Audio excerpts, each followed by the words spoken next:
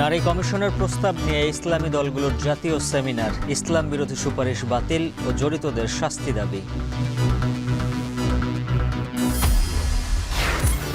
ইচ্ছে মতো ভাড়া আদায়, গন্তব্যে না যাওয়া সহ রাজধানীতে সিএনজি চালিত অটোরিকশা খাতে নৈরাজ্য, না দেখার ভান বিআরটিএ। মুন্সিগঞ্জে মটর শেল নিষ্ক্রিয় করার সময় ভয়াবহ বিস্ফোরণ, অর্ধশতাধিক ঘরবাড়ি ক্ষতিগ্রস্ত, ক্ষুব্ধ এলাকাবাসী। দেশীয় তুলা উৎপাদনে অন্তত 1000 কোটি টাকা আমদানি খরচ সাশ্রয়, দ্রুত বর্ধনশীল উন্নত জাত উদ্ভাবনের দাবি কৃষকদের। সেনাবাহিনীকে অভিযান চালানোর পূর্ণ ক্ষমতা দিলেন মোদি, 36 ঘন্টার মধ্যে আঘাত করতে পারে ভারত, দাবি পাকিস্তানি মন্ত্রীর।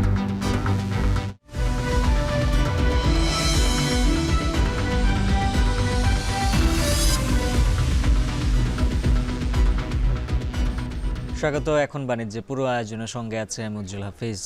নারী সংস্কার কমিশনের প্রস্তাব নিয়ে ইসলামী দলগুলোর জাতীয় সেমিনার চলছে। এ নিয়ে বিস্তারিত জানাতে রাজধানীর ডিপ্লোমা ইঞ্জিনিয়ার্স ইনস্টিটিউশন থেকে যুক্ত আছেন সহকর্মী জাওয়াদ মাহমুদ। জাওয়াদ, জানাবেন সেমিনার থেকে কি বলছেন বক্তারা? উজ্জ্বল, জাতীয় আইম্মা পরিষদ অর্থাৎ ওলামা মাশায়েখ পরিষদের আজকের যে এই নারী সংস্কার বিষয়ক যে কমিশন, সেই কমিশন প্রতিবাদ জানিয়ে অর্থাৎ তারা এটাকে ইসলাম বিরোধী বলছেন, এটিকে বলে তারা যে সেমিনারটি করছেন সেটি আনুষ্ঠানিকভাবে সকাল 9টায় কাকরাইলের ডিপ্লোমা ইঞ্জিনিয়ার্স ইনস্টিটিউটে শুরু হয়েছে। যদি এখানে বক্তব্য দেওয়ার কথা রয়েছে বাংলাদেশ জামায়াত ইসলামের আমির ডাক্তার শফিকুর রহমান, ইসলামী আন্দোলন বাংলাদেশের আমির, এবি পার্টির সভাপতি চেয়ারম্যান মুজিবুর রহমান মঞ্জু, গণ অধিকার পরিষদের সভাপতি নুরুল হক নূর সহ অন্যান্য হেফাজত ইসলামের নেতা মামুনুল হক, তারা আসলে এখানে বক্তব্য দিবেন। কিন্তু এখনও এই রাজনৈতিক দলের যে শীর্ষ নেতারা, তাদের আমরা দেখতে পাইনি। বক্তারা প্রাথমিক পর্যায়ে যেটি বলছেন যে এই নারী বিষয়ক সংস্কার কমিশন যে প্রস্তাবনা দিয়েছেন, সেখানে কিছু প্রস্তাবনা যে তাদের আসলে দ্বিমত রয়েছে এবং তারা সেটিকে বলছেন যে ইসলামের সাথে সাংঘর্ষিক, বিশেষ করে এই যে পারিবারিক আইনের যে ব্যাপারটি বলা হচ্ছে, সেটি বলছেন যে এতে ইসলাম ধর্মে বা প্রত্যেকটি ধর্মেই অভিন্ন পারিবারিক নির্দেশনা রয়েছে বা আইন রয়েছে, কিন্তু সেটিকে সামগ্রিকভাবে তারা অভিন্ন যখন পারিবারিক আইন করার কথা বলছে এই কমিশন, সেটি তারা বিরোধিতা করছেন। এবং এখানে বলছেন যে এই যে আরও কিছু বিষয় নিয়ে তারা দ্বিমত করছেন। যদি বিশেষ করে বলি যে লিঙ্গ পরিচয়ের ক্ষেত্রে, যেমন আমাদের এখন যে লিঙ্গ পরিচয় ব্যবহার করা হয় যে নারী কিংবা পুরুষ, সেখানে অভিন্ন লিঙ্গ পরিচয় উল্লেখ করার যে বিষয়টি, সেটি নিয়ে তারা প্রতিবাদ করছেন।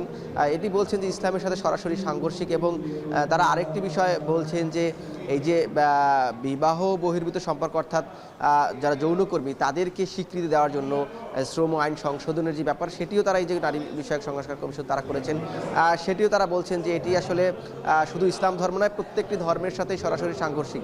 তারা এই সংস্কার প্রস্তাবনাগুলো তো বাতিল চাচ্ছেন এবং এর সাথে যারা জড়িত আছে তাদের বিচারের দাবি জানাচ্ছেন। আনুষ্ঠানিকভাবে 9টায় শুরু হলো, যখন কেন্দ্রীয় নেতারা আসবেন বা বিভিন্ন রাজনৈতিক দলের নেতারা কথা বলবেন, তারা কি বলেন সেটি হয়তো বা পরবর্তীতে জানাতে পারবো। এখন পর্যন্ত এই ছিল এখান থেকে আমার কাছে সবশেষ। নারী সংস্কার কমিশনের প্রস্তাব নিয়ে ইসলামী দলগুলোর জাতীয় সেমিনার চলছে। এ বিষয়ে বিস্তারিত জানাচ্ছিলেন সহকর্মী জাওয়াদ মাহমুদ। হজযাত্রার দ্বিতীয় দিনে আজ 13 ফ্লাইটে সৌদি যাচ্ছেন প্রায় 5,500 হজযাত্রী। সেখানকার সবশেষ খবর জানাতে আশকোনা হজ ক্যাম্পে আছেন সহকর্মী মুজাহিদ শুভ। বিস্তারিত জানবো তার কাছ থেকে। শুভ, জানাবেন আজ এখন পর্যন্ত কয়টি ফ্লাইট ছেড়ে গেছে আর ব্যবস্থাপনা নিয়ে কি বলছেন হজযাত্রীরা?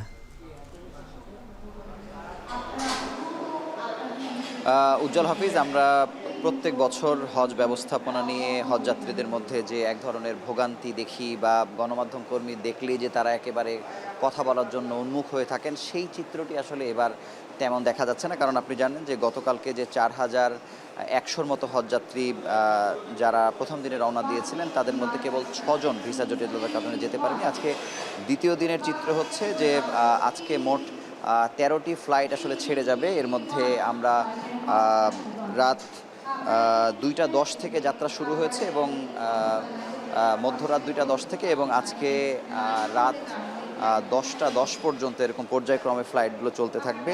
একটি ফ্লাইট শুধুমাত্র সেটি পৌঁছে গেছে।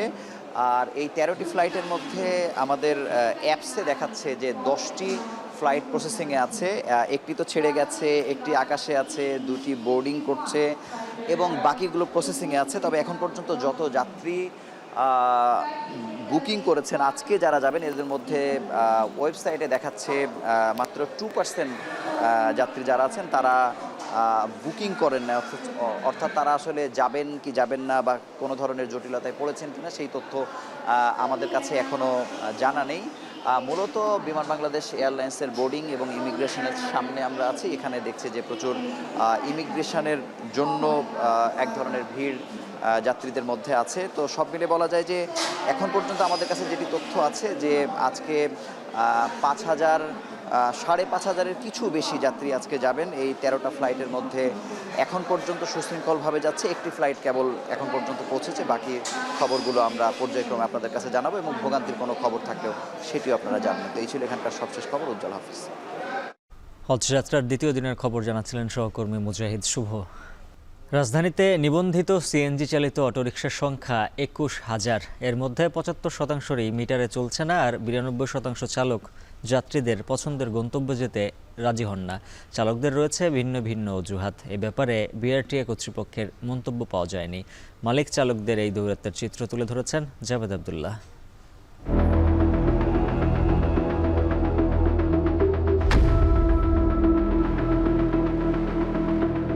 ওরা মিটার একটা স্যাম্পল রাখে, কিন্তু ওরা সবসময়ই আমরা শিখাই দেয় যে পুলিশে দেখলে, প্রশাসনে দেখলে আপনি বলবেন যে মিটারই আইছি। চুক্তিতে আসছি, চুক্তিতে ভাড়া একটু বেশি। একজনের শিকার হবে না মিটারে যেতে। যাত্রীদের এত অভিযোগ সিএনজি চালিত অটোরিকশাকে ঘিরে। নগর জুড়ে এ বাহন নিয়ে সাধারণের অভিযোগের পাল্লা বেশ ভারী। ভোগান্তি, স্বেচ্ছাচারিতা, হয়রানির এ বয়ান মোটেও নতুন কিছু না। এই শহরের সকল নিয়মকানুনকে উপেক্ষা করে একরকম বৃদ্ধাঙ্গুলি দেখিয়ে দিনের পর দিন বাধাহীনভাবে চলছে সিএনজি অটোরিকশা। রোগীর স্বজন সেজে ঢাকা মেডিকেল কলেজ থেকে আমরা যেতে চাইলাম মিরপুর। একটি সিএনজি অটোরিকশা খুঁজতে হবে আমাদের, কিন্তু ভাড়া কত? মিটার এখন তো আমরা গাড়ি পাবেন না, সারাদিনও মিটার চলে না। মিটার আন্দোলন করে বাদ করা হয়েছে। ভাই মিরপুর যাবেন? 10 কত পড়বে? এই গন্তব্য থেকে মিরপুরের দূরত্ব মাত্র 12.6 কিলোমিটার পথ। যানজট বিবেচনা, অপেক্ষমান মুহূর্ত সহ সব মিলিয়ে ভাড়া হবার কথা 240 থেকে 247 টাকা। কিন্তু এই টাকায় আমরা অনেক চেষ্টার পরেও কোনো চালককে গন্তব্যে নিয়ে যেতে রাজি করাতে পারলাম না। মিরপুর যাবেন? মিরপুর কত? 10 নাম্বার। এই 10-12 কিলোমিটার পথ, 400 টাকা আসবে। মিটারের ভাড়া খাইব কত? 150 টাকা। মিটারের ভাড়া দিয়ে ঢাকায় চলবো। অবৈধ গাড়িগুলো চলতেছে, এই যে প্রাইভেট সিএনজিগুলা, জেলাগুলা, এগুলার তো আর মিটার নেই। সব শুনে মনে হতে পারে এ যেন মঘের মুল্লুক। নিয়মের বালাই নেই এই খাতে।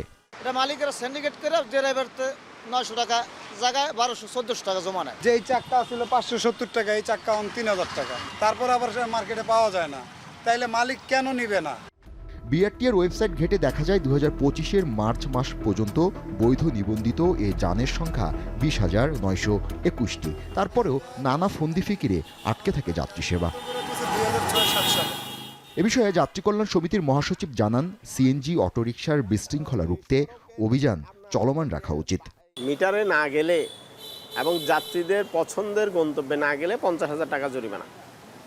এই জরিমানা যখনই আরোপ করতে গেলেন, মালিকরা সাথে সাথে ধর্মঘট করে সারা দেশকে অচল করে দিলেন। এই সেক্টরে প্রভূত উন্নয়নের জন্য গবেষণা করা, চিন্তা করা, এই ধরনের লোকের বড় অভাব রয়েছে। এ ব্যাপারে ডিএমপির মুখপাত্র কি বলছেন?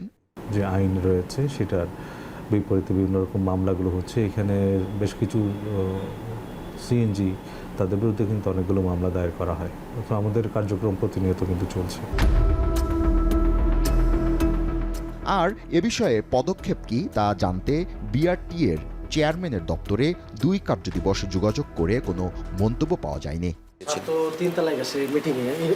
আমার নাম জাভেদ আবদুল্লাহ, আমি এখন টেলিভিশনে আছি বাঁকুড়া। একটু ওই যে সিএনজির ইস্যুতে একটু কথা বলতাম। যে ওরা তো এখন মিটারে চলাচল করে না।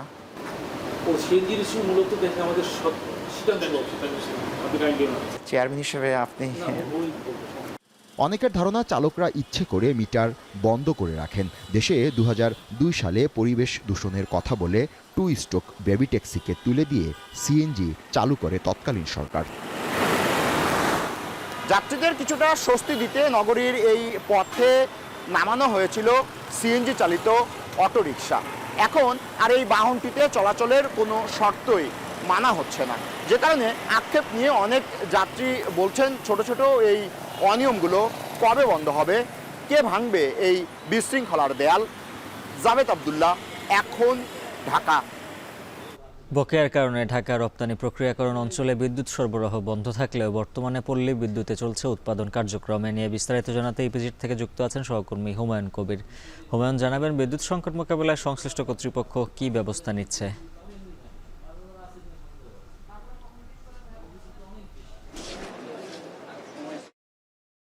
গত সোমবার থেকেই ইউনাইটেড যে পাওয়ার রয়েছে, ডিস্ট্রিবিউশন সার্ভিস রয়েছে, তাদের সাথে কিন্তু এই ইপিজেডের একটি চুক্তি ছিল। তো ইউনাইটেড কোম্পানির যেই গ্যাস সংযোগ সেটি কিন্তু তিতাস গ্যাস কর্তৃপক্ষ বিচ্ছিন্ন করে দেয়। সে কারণে কিন্তু সোমবার দুপুরে শিল্পাঞ্চলের প্রায় 90টি কারখানায় কিন্তু অন্ধকার নেমে আসে এবং সবগুলো কারখানা কিন্তু কার্যত অচল অবস্থার সৃষ্টি হয়েছিল এবং বন্ধ করে দেওয়া হয়েছিল। কিন্তু গতকাল এখানকার যিনি ব্যবসা কর্তৃপক্ষ রয়েছে, এখানকার যিনি নির্বাহী পরিচালক রয়েছে শরীফুল ইসলাম, তার তৎপরতায় কিন্তু আমরা দেখেছি পল্লী বিদ্যুতের সহায়তা নিয়ে 70 ভাগ কারখানা কিন্তু চালু করা হয়েছিল।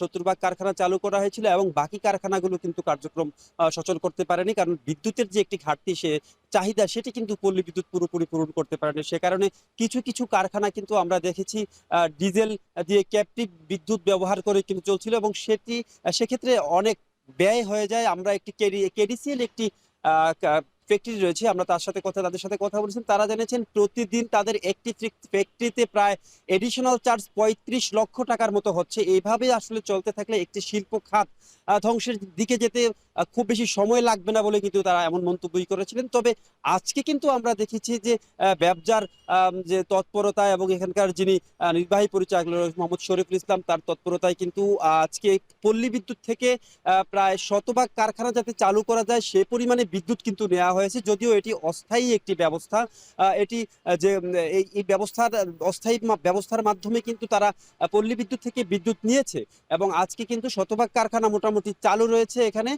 কোথাও কোনো রকমের সমস্যা নেই, উৎপাদনও কিন্তু ঠিকভাবে চলছে। কিন্তু কতক্ষণ আসলে এই উৎপাদন অব্যাহত থাকবে সেটি হচ্ছে দেখার বিষয়। তবে এই পোশাক শ্রমিক মালিক যারা রয়েছে এখানকার ইপিজেডের, তারা বলছেন যদি বিদ্যুতের ব্যবস্থা সঠিকভাবে করা না যায় তাহলে কিন্তু তারা বড় ধরনের লসের মধ্যে পড়বেন এবং পল্লী বিদ্যুৎ ব্যবহার করার ফলে কিন্তু আমরা আশপাশে সাভার আশুলিয়ার আশেপাশে যেসব সাধারণ জনগোষ্ঠী রয়েছে, যেসব বিদ্যুৎটা ব্যবহার করা হচ্ছে প্রায় 40 থেকে 45 মেগাওয়াটের মতো বিদ্যুৎ, এই অতিরিক্ত এই বিদ্যুৎ যখন ইপিজেডে ব্যবহার করা হবে ফলে আশপাশের এলাকাগুলোতে কিন্তু লোডশেডিং এর পরিমাণ বাড়বে, এমন কথাই কিন্তু বলছেন স্থানীয়রা। এই ছিল আমার কাছে পল্লী বিদ্যুৎ ডিপিজেডের সর্বশেষ পরিস্থিতি নিয়ে আমার কাছে বিস্তারিত। সাভার থেকে যুক্ত ছিলেন সহকর্মী হুমায়ুন কবির। মুন্সিগঞ্জের গজারিয়ায় মোটর শেল নিষ্ক্রিয় করার সময় ভয়াবহ বিস্ফোরণে ক্ষতিগ্রস্ত হয়েছে 1/2 শতাধিক ঘরবাড়ি। আতঙ্কিত এলাকাবাসী। তাদের অভিযোগ, শেলটির ধ্বংসস্তক ক্ষমতা বিবেচনায় না নিয়েই বসতবাড়ির পাশেই বিস্ফোরণ ঘটিয়েছে আইন শৃঙ্খলা বাহিনী। আরও জানাচ্ছেন সাজিদ আরাফাত। দেখে মনে হতে পারে যুদ্ধবিধ্বস্ত কোনো এলাকা। ছিন্ন ভিন্ন ঘরবাড়ি, ভেঙে পড়েছে জানালার কাচ, ঘরের দরজা জানালা, এলোমেলো আসবাবপত্র। এসবই মর্টার শেল নিষ্ক্রিয় করার সময় বিস্ফোরণে ক্ষতির চিহ্ন। মঙ্গলবার রাত 8টার কিছু আগে মুন্সিগঞ্জের গজারিয়ার প্রত্যন্ত গ্রাম আড়ালিয়ায় মাটির নিচে পাওয়া মর্টার শেল নিষ্ক্রিয় করে বোম্ব ডিসপোজাল ইউনিটের সদস্যরা। এ সময় বিকট শব্দে বিস্ফোরণ ঘটে। মুহূর্তেই কেঁপে ওঠে আশপাশের এলাকা, লণ্ডভণ্ড হয়ে যায় অর্ধশত ঘরবাড়ি সহ ব্যবসা প্রতিষ্ঠান। আতঙ্কিত হয়ে পড়েন শিশু, নারী সহ এলাকাবাসী। মারা যায় বেশ কিছু গবাদি পশুও। আমার সব শেষ, আমার ঘর তুসমাস হয়ে গেছে, ঘরের ফার্নিচার সব শেষ হয়ে গেছে স্যার। এখন আপনার কাছে আবেদন, আমি দিন আনি দিন খাই। ঘর বাইরে ভেঙে গেছে, যে দোকানপাট, এই যে এখানে গরুর খামার আছে, গরু মনে মারা গেছে, 2টা না 3টা মারা গেছে। ঘটনাস্থলে গিয়ে দেখা যায় আতঙ্ক কাটেনি এলাকাবাসীর। নির্ঘুম রাত কাটাচ্ছেন অনেকেই। ক্ষতিগ্রস্ত ঘরবাড়িতে কারো কারো ঘুমানোর মতো অবস্থাও নেই। তাদের অভিযোগ, শক্তিশালী এই বোমার ধ্বংসাত্মক ক্ষমতা মাথায় না বুঝে জনবসতির মাঝেই এর বিস্ফোরণ ঘটানো হয়েছে। ফলে ক্ষয়ক্ষতি হয়েছে বেশি।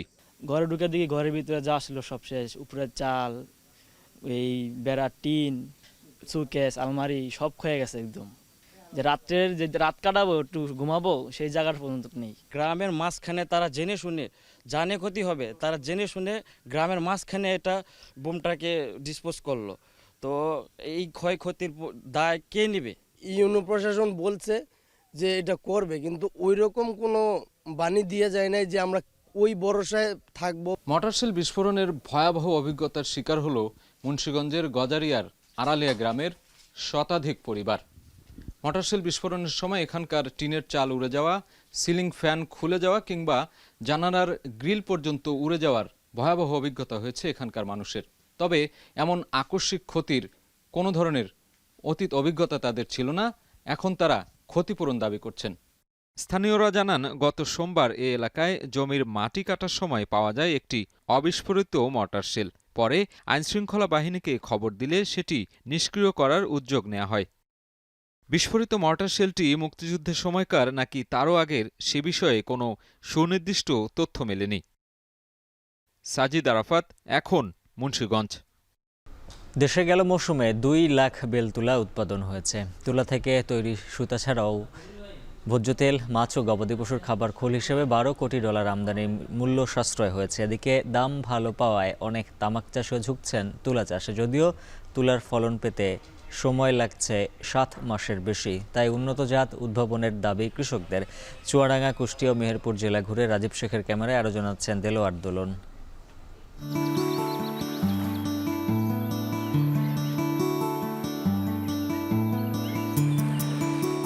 গেল বছর শ্রাবণ ভাদ্র মাসে বোনা তুলা গাছে ফলন আসে 7 মাসে। এরপর কয়েক দফা তুলা সংগ্রহে ব্যস্ত থাকেন কৃষকরা। বর্তমানে শেষ পর্যায়ে তুলা গাছের জীবনকাল। তাই তো চুয়াডাঙ্গা জেলার দোলদিয়ার গ্রামের কৃষকদের এমন ব্যস্ততা সাদা সোনা খ্যাতি পাওয়া তুলাকে ঘিরে। গেল মৌসুমের শুরুতে টানা বর্ষণে তুলার বীজতলা নষ্ট হয়েছে, যে কারণে উচ্চ মূল্যের হাইব্রিড বীজ কিনতে টান পড়ে কৃষকের পকেটে। আমরা যখন তুলা চাষ করি তখন যদি আমরা লোন চাই তাহলে আমাদের 12% 13% পর্যন্ত সুদ দিতে হয় ব্যাংকের। হাইব্রিড বীজ আপনার কেজি মূল্য মনে করেন 3000 টাকা, এদিকে দেশি বীজ আছে 22 টাকা কেজি। 1 বিঘা তুলাতে 14 থেকে 15 মণ ফলন যদি আমরা ফলাতে পারি তাহলে আমরা 7 মাসে প্রায় 60,000 টাকা পাবো, কিন্তু আমাদের খরচ মাত্র 10 থেকে 12,000 টাকা। তুলার চাষ হয় এমন দেশগুলোতে কৃষকের তুলার বীজ বপন থেকে শুরু করে ফলন তুলতে সময় লাগছে 5 মাস। অন্যদিকে বাংলাদেশের কৃষকদের ফলন তুলতে সময় লাগছে 7 মাসের বেশি সময়। এক্ষেত্রে তুলার উন্নত জাত উদ্ভাবনে গবেষণার কথা বলছেন তারা। চলতি মৌসুমে কুষ্টিয়া জেলায় 2375 হেক্টর জমিতে বিভিন্ন জাতের তুলার চাষ হয়েছে, যার সিংহভাগই দৌলতপুর উপজেলায়। আমাদের তুলাটা অগ্রাধিকার ভিত্তিতে নেওয়ার একটা কোনো সরকারি নির্দেশনা থাকতো বা কোনো সিস্টেম থাকতো, তাহলে তুলাটা বিক্রি চাষিদের পেমেন্টের সুবিধা হতো। তুলা উন্নয়ন বোর্ড সংশ্লিষ্টরা বলছেন, দেশে তামাক কৃষিপণ্য হলেও তুলাকে এখনও কৃষিপণ্য হিসেবে স্বীকৃতি দেওয়া হয়নি। পেঁয়াজ, আদা, হলুদ এর ক্ষেত্রে 4% সুদে কৃষকরা কৃষি ঋণ পায়, কিন্তু আমাদের তুলার ক্ষেত্রে যেহেতু আমরা কৃষিপণ্য বা আমদানি বিকল্প পণ্য হিসেবে ঘোষণা করা হয়নি, তাদেরকে কিন্তু 10-12% সুদ দিতে হয়। মেহেরপুর জেলার কৃষকরাও ঝুঁকছেন তুলা চাষে। ফলন ভালো হলেও শ্রমিক সংকটে উৎপাদন ব্যয় বাড়ছে। তুলাতে এই প্রাকৃতিক দুর্যোগের সম্মুখীন হতে হয় না, যেহেতু একটু প্রাকৃতিক দুর্যোগ হলে আবার সার মাটি দিলাম, আবার স্বাভাবিক হয়ে গেল। তামাক চাষে এটা হয় না। তুলা চাষে মালটা বেশি আমরা 60 টাকা পাই যাবে, একদিন পরে টাকাটা পাই যায়। কম মূল্যে যদি তুলাটা হারভেস্ট করানো যায় সেক্ষেত্রে আমরা তুলা চাষে অনেক সাড়া পাব। বর্তমানে কৃষকদের উৎপাদিত তুলা 100 টাকা কেজিতে কিনে নেন জিনাররা। তারা বলছেন, চাহিদার বিপরীতে তুলা আসে 1/4 কম। 40 কেজি এক মণ তুলা সেটা খরিদ করি 4000 টাকা এবং সেটা জিনিং করার পরে 16 কেজি আঁশ তোলা হয়। 2 মাস থেকে 4 মাস বা 5 মাসের যদি আমরা ফ্যাক্টরিটা পরিচালনা করতে পারি, তাহলে হয়তোবা আমাদের এই ফ্যাক্টরিগুলো ধরে রাখা সম্ভব। সরকারের নীতি সহায়তা পেলে 2 লাখ হেক্টর জমিতে তুলা চাষ করা সম্ভব। এতে দেশে যে পরিমাণ তুলা আমদানি হয় তার 4 ভাগের 1 ভাগ দেশেই উৎপাদন সম্ভব। স্বল্পমেয়াদী জাত উৎপাদন আমাদের একটা টার্গেটে আছে, এবং তার জন্য যেটা আমরা মনে করি যে এখানে বায়োটেকনোলজিক্যাল কিছু ইন্টারভেনশন দরকার। হাইব্রিড জাতের তুলা চাষের এই জমিটিতে কিছুদিন আগেও এভাবেই তামাক চাষ হতো। কৃষকরা বলছেন আমদানি বিকল্প কৃষি পণ্য হিসেবে তুলা স্বীকৃতি পেলে বাড়বে চাষির সংখ্যা। দিলওয়ার দোলন, এখন মেহেরপুর। জাটকা ইলিশ রক্ষায় দেশের বিভিন্ন নদীর অভয়াশ্রমে মাছ শিকারে 2 মাসের নিষেধাজ্ঞা শেষ হচ্ছে আজ। নিষেধাজ্ঞা কাটিয়ে কাল থেকে আবারও নদীতে নামবেন জেলেরা, তাই শিকারের প্রস্তুতি নিচ্ছেন চাঁদপুরের প্রায় 50,000 জেলে। জালার নৌকা মেরামতে শেষ মুহূর্তে ব্যস্ত সময় কাটছে জেলেদের। মৎস্য বিভাগ বলছে নিষেধাজ্ঞা বাস্তবায়ন হওয়ায় আগামীতে বাড়বে ইলিশের উৎপাদন। তালহা জুবাইরের প্রতিবেদনে থাকছে বিস্তারিত। ইলিশের উৎপাদন বৃদ্ধির লক্ষ্যে গেল মার্চ থেকে চাঁদপুর সহ দেশের 5টি অভয়াশ্রমে মাছ শিকারে 2 মাসের নিষেধাজ্ঞা দেওয়া হয়। এই সময়ে চাঁদপুরের মতলব উত্তর উপজেলার 60 থেকে হাইমচরের চরভৈরবী পর্যন্ত পদ্মা মেঘনার 70 কিলোমিটার এলাকায় সব ধরনের মাছ শিকার নিষিদ্ধ করা হয়। নিষেধাজ্ঞা কাটিয়ে 1 মে থেকে আবারও নদীতে নামবেন জেলেরা। বর্তমানে মাছ শিকারের প্রস্তুতি নিচ্ছে চাঁদপুরের প্রায় 50,000 জেলে। মাছ ধরার জাল আর নৌকা মেরামতে শেষ মুহূর্তের ব্যস্ত সময় কাটছে তাদের। জেলেরা আশা করছেন নদীতে মাছ ধরে ঋণ পরিশোধের সুযোগ মিলবে, এবার ফিরবে আর্থিক সচ্ছলতা। এই 2 মাস দেখা যায় আমগর যে চাল দিছে, এই চাল ভাই আমগো কোনো রকমই হইতাছে না। এই জন্য দেখা যায় বাধ্য হয়ে আমগো অনেক রকম কষ্ট ভোগ করতে হবে। একটিভ চাল দিছে আর একটি চাল আমরা অন্তরে পাই না। খুশি আছে অভিযান শেষ হয়ে গেল, আমরা একটা খুশি নাই, কিছু একটা ঈদের মতন লাগবে, সেটা আনন্দ। যদি আল্লাহ মা যদি কিছু মতো যাওয়া যদি থাকে থামো এই বেচা সংসার কিস্তিমিস্তি চালামো। মৎস্য বিভাগ বলছে নিষেধাজ্ঞা বাস্তবায়ন হওয়ায় বাড়বে ইলিশের উৎপাদন। এই কাজে জেলা এবং উপজেলা ট্রান্সপোর্ট সম্মিলিতভাবে আমরা কাজ করেছি। পাশাপাশি জেলেরাও আমাদেরকে এই কাজে সহায়তা করেছে এবং তারা আইনের প্রতি শ্রদ্ধা দেখিয়েছে। আমরা আশা করছি যে এবারে এই জাটকা রক্ষা অভিযান অত্যন্ত ভালোভাবে সম্পন্ন হওয়ার কারণেই আগামীতে ইলিশের উৎপাদন বৃদ্ধি পাবে। নিষেধাজ্ঞাকালীন 2 মাস চাঁদপুরের নিবন্ধিত 44,005 জন জেলেকে 40 কেজি করে 4 মাস চাল সহায়তা দেওয়া হয়। এই সময়ে টাস্ক ফোর্সের অভিযানে শতাধিক অসাধু জেলেকে জেল জরিমানা করার পাশাপাশি জব্দ করা হয় বিপুল পরিমাণ কারেন্ট জাল ও জাটকা। তালহা জুবাইর, এখন চাঁদপুর। আবহাওয়া অনুকূলে থাকায় মেহেরপুরে টানা কয়েক মৌসুম পর বোরো ধানের ভালো ফলনের স্বপ্ন দেখছেন চাষিরা। মাঠের পর মাঠ জুড়ে সোনালী ধানের আবাদের স্বপ্নে আচ্ছন্ন কৃষকরা। গেল 3 মৌসুমে চৈত্র মাসের শুরু থেকেই খরা ও তাপদাহের কারণে বোরো ধানে অতিরিক্ত খরচ গুনেছেন চাষিরা। তবে এবার বোরো ধান চাষে আবহাওয়া অনুকূলে থাকায় এবং বৃষ্টিপাতের প্রভাবে কিছুটা কমেছে সেচ খরচ, পাশাপাশি দাম ভালো থাকায় লাভবান হওয়ার প্রত্যাশা চাষিদের। মুজাহিদ আল মুন্নার প্রতিবেদনে থাকছে বিস্তারিত। চলতি মৌসুমে মেহেরপুরে বোরো ধানের ভালো ফলন হয়েছে। জেলার 3 উপজেলার বিস্তীর্ণ মাঠ জুড়ে দোল খাচ্ছে বোরো ধান। অনুকূল আবহাওয়ায় জমিতে সোনালী ধানের শীষ যেন আশ্বস্ত করছে চাষিদের। প্রতিটি মাঠেই ধানে ফুল হয়েছে। এই অবস্থায় সর্বোচ্চ 36 ডিগ্রি সেলসিয়াস পর্যন্ত তাপমাত্রা ধানের জন্য সুবিধাজনক। এমন তাপমাত্রায় ধান দ্রুত দানা বাঁধবে এবং কাটার উপযোগী হবে। প্রয়োজন হবে না অতিরিক্ত সেচের। অন্যান্য বছরে খরা থাকে, সেই হিসাবে দেখা যাচ্ছে যে ধানের অনেক সমস্যা হয়, পোকামাকড় লাগে বা রোগ বৃদ্ধি বেশি হয়। এই বছরে কিন্তু সেটা নাই। এখন আবহাওয়া ভালো আছে, তো হঠাৎ করে যদি আবার আবহাওয়া খারাপ হয় তাহলে আমরা ধান দানি সমস্যা থাকবো। দিন 10-20 এরকম হইলে পারে সমস্ত সব কাটা মারা ইনশাল্লাহ হারাই যাবে। তবে আবহাওয়া অনুকূলে থাকলেও কৃষকদের মনে রয়েছে শঙ্কা। যে কোনো মুহূর্তে তাপমাত্রার পারদ ঊর্ধ্বমুখী হলে বিপাকে পড়তে হবে চাষিদের। বিশেষ করে তাপমাত্রা 40 ডিগ্রি পার হলেই বোরো ধানের ক্ষেত্রে তৈরি হবে সংকট। তাই তাপমাত্রা ঊর্ধ্বমুখী হলে জমিতে পর্যাপ্ত পানি ধরে রাখার পরামর্শ দিচ্ছে কৃষি বিভাগ। পোকামাকড় বা অন্যান্য যে সমস্যা থেকে তাদেরকে কিভাবে ধান যাতে ঘরে তুলতে পারে সেই সম্পর্কে যে পরামর্শ আমরা দিয়ে চলেছি।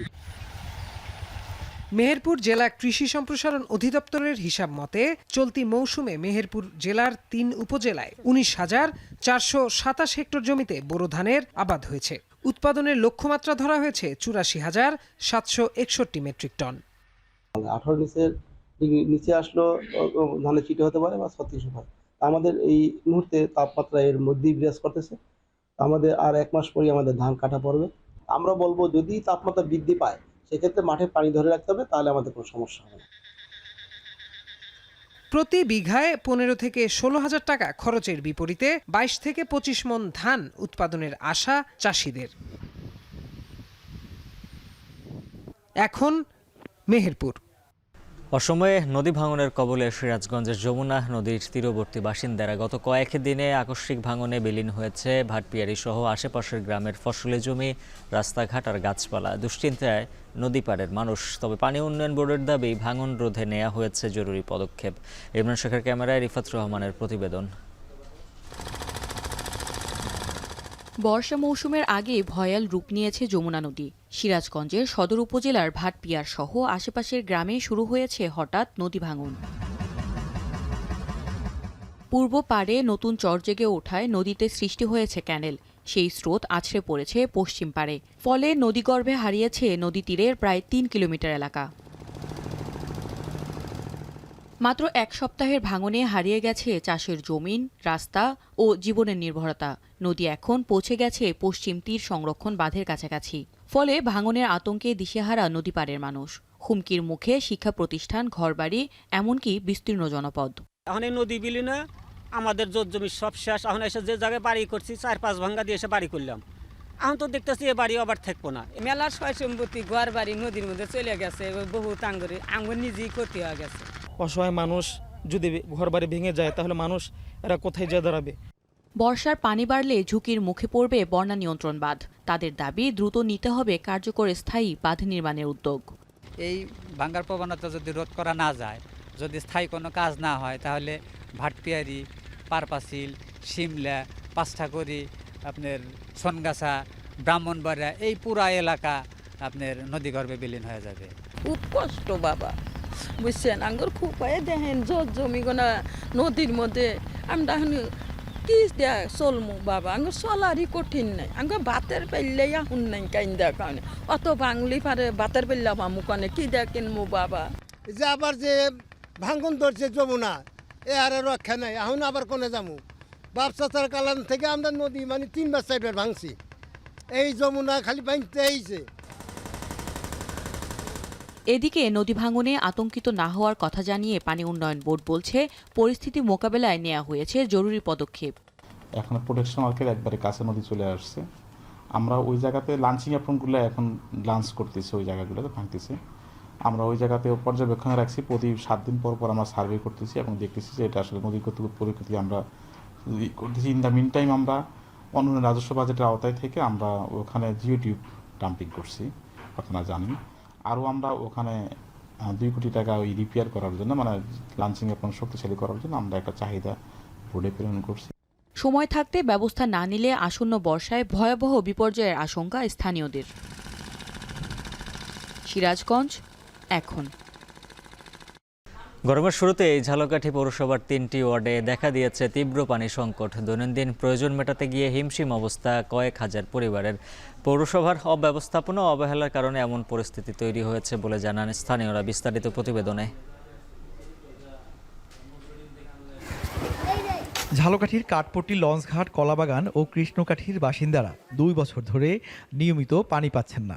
গরমে এসব এলাকায় পানি সংকট তীব্র আকার ধারণ করছে, কারণ দিনে মাত্র 2 থেকে 3 ঘন্টা পানি সরবরাহ করে পৌরসভা। ফলে প্রতিদিনের কাজে যে পরিমাণ পানি দরকার তা পাচ্ছেন না স্থানীয়রা। তীব্র রোদ উপেক্ষা করে খাল ও নদী থেকে পানি সংগ্রহের পাশাপাশি লাইনে দাঁড়িয়ে গভীর নলকূপের পানির জন্য অপেক্ষা করতে হচ্ছে তাদের। এমনকি বারবার অভিযোগের কথা জানিয়েও সমস্যার সমাধান হয়নি বলে জানান এলাকাবাসী।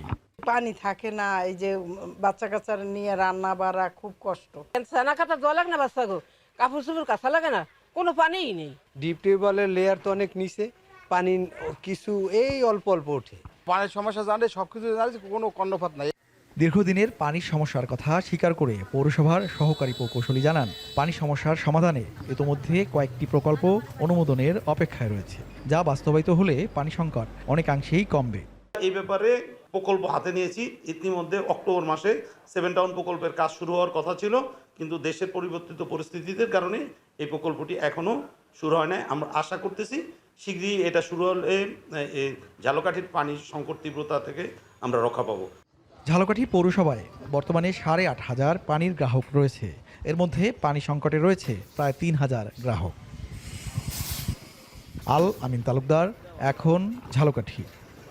কাশ্মীরের পেহেলগামে সন্ত্রাসবাদী হামলায় পর্যটক মৃত্যুর ঘটনায় প্রধানমন্ত্রী মোদীর ভারতীয় সেনাবাহিনীকে অভিযান চালানোর পূর্ণ স্বাধীনতা দেওয়ার পরেই দেশ দুটির মধ্যে যুদ্ধ বেঁধে যাওয়ার উপক্রম হয়েছে। পাকিস্তানের তথ্যমন্ত্রী দাবি করছেন 24 থেকে 36 ঘন্টার মধ্যে সামরিক অভিযান শুরু করতে পারে ভারত। আর পাক সেনাবাহিনীর দাবি, পাকিস্তানের দেশের বিরুদ্ধে ভারতের রাষ্ট্রীয় মদতপুষ্ট সন্ত্রাসবাদের অকাট্য প্রমাণ রয়েছে। আরও জানাচ্ছেন নুজহাত কামাল। ভারত নিয়ন্ত্রিত জম্মু কাশ্মীরে পর্যটকদের ওপর হামলার ঘটনায় উত্তেজনা চরমে পৌঁছেছে দক্ষিণ এশিয়ার দুই পরাশক্তির। সন্ত্রাসী হামলায় 26 জন নিহতের ঘটনায় সম্পৃক্ততার অভিযোগ শুরু থেকেই প্রত্যাখ্যান করে আসছে পাকিস্তান। মঙ্গলবার রাতে প্রতিবেশীর বিরুদ্ধে যে কোনো ধরনের অভিযান পরিচালনায় পূর্ণ স্বাধীনতা দেন ভারতের প্রধানমন্ত্রী নরেন্দ্র মোদী। এরপরে বৃহস্পতিবারের মধ্যে পাকিস্তানি ভূখণ্ডে হামলা হতে পারে বলে বুধবার ভোর রাতে আকস্মিক ঘোষণায় সতর্ক করেন দেশটির তথ্যমন্ত্রী। এ সময় ভারতকে আঞ্চলিক জল্লাদ বলেও আখ্যায়িত করেন তিনি। Pakistan has credible intelligence that India intends carrying out military action against Pakistan in the next 24 to 36 hours on the pretext of baseless and concocted allegations of involvement in the Pahalgam incident. Indian self-assumed hubristic role of judge, jury and executioner in the region is reckless and vehemently rejected. 2000 সালের পর হিমালয়ের কোল ঘেঁষা বিতর্কিত কাশ্মীর উপত্যকায় সবচেয়ে রক্তক্ষয়ী হামলা ছিল 22 এপ্রিলের সহিংসতা। কাশ্মীর রেজিস্ট্যান্স বা দ্য রেজিস্ট্যান্স ফোর্স নামের একটি গোষ্ঠী প্রথমে দায় স্বীকার করলেও পরে হামলার সঙ্গে কোনো ধরনের সম্পৃক্ততা নেই বলে অভিযোগ প্রত্যাখ্যান করে। এ ঘটনায় সাম্প্রতিককালের সবচেয়ে বড় টানাপোড়েনে জড়িয়েছে চিরবৈরী দুই প্রতিবেশী, যা উদ্বেগ ছড়িয়েছে বিশ্ব রাজনীতিতেও। নতুন যুদ্ধের শঙ্কায় পরিস্থিতির অবনতি এড়াতে সর্বোচ্চ সহনশীলতা চর্চার আহ্বান জানিয়েছে যুক্তরাষ্ট্র, জাতিসংঘ। We are reaching out regarding the Kashmir situation, India and Pakistan, that he said we are reaching out to both parties and telling, of course, them to not escalate the situation. The Secretary expects to speak with the foreign ministers of Pakistan and India as early as today or tomorrow. Kashmir নিয়ে ভারত ও পাকিস্তানের দ্বন্দ্বের শুরু 1947 সালে British উপনিবেশ ভেঙে দেশভাগের সময় থেকেই। সবশেষ 1999 সালে কার্গিল যুদ্ধ ছিল ভারত ও পাকিস্তানের সবচেয়ে বড় রক্তক্ষয়ী লড়াই। নুজহাত কামাল, এখন বিশ্ব। ভারতের পশ্চিমবঙ্গের কলকাতা শহরে একটি আবাসিক ভবনে অগ্নিকাণ্ডে 2 শিশুসহ অন্তত 14 জনের মৃত্যু হয়েছে। মঙ্গলবার সন্ধ্যায় বহুতল ঋতুরাজ হোটেলে অগ্নিকাণ্ডের ওই ঘটনা ঘটে। 10টি ইউনিট নিয়ে প্রায় 8 ঘন্টার চেষ্টায় আগুন নিয়ন্ত্রণে আনেন দমকল বাহিনীর কর্মীরা। ঘন ধোঁয়ার কারণে হোটেলের ভেতরে প্রবেশ করতে প্রচণ্ড বেগ পেতে হয় তাদের। হোটেলটির 47টি কক্ষের প্রতিটিতেই অতিথি ছিলেন। আগুন লাগার পর আতঙ্কিত হয়ে কয়েকজন নিচে লাফিয়ে পড়ে মৃত্যুবরণ করেন। হোটেলটিতে পশ্চিমবঙ্গ ছাড়াও অন্যান্য রাজ্যের বাসিন্দারা ছিলেন। আগুন লাগার কারণ অনুসন্ধানে গঠন করা হয়েছে একটি বিশেষ তদন্ত টিম। সেন্ট্রাল অ্যাভিনিউর এই সড়কটি এমনিতেই বেশ ঘনবসতিপূর্ণ।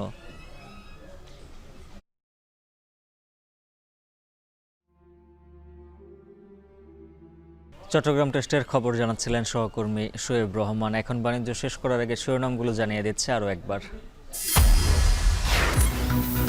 নারী কমিশনের প্রস্তাব নিয়ে ইসলামী দলগুলোর জাতীয় সেমিনার, ইসলাম বিরোধী সুপারিশ বাতিল ও জড়িতদের শাস্তি দাবি। ইচ্ছে মতো ভাড়া আদায়, গন্তব্যে না যাওয়া সহ রাজধানীতে সিএনজি চালিত অটোরিকশা খাতে নৈরাজ্য, না দেখার ভান বিআরটি এর।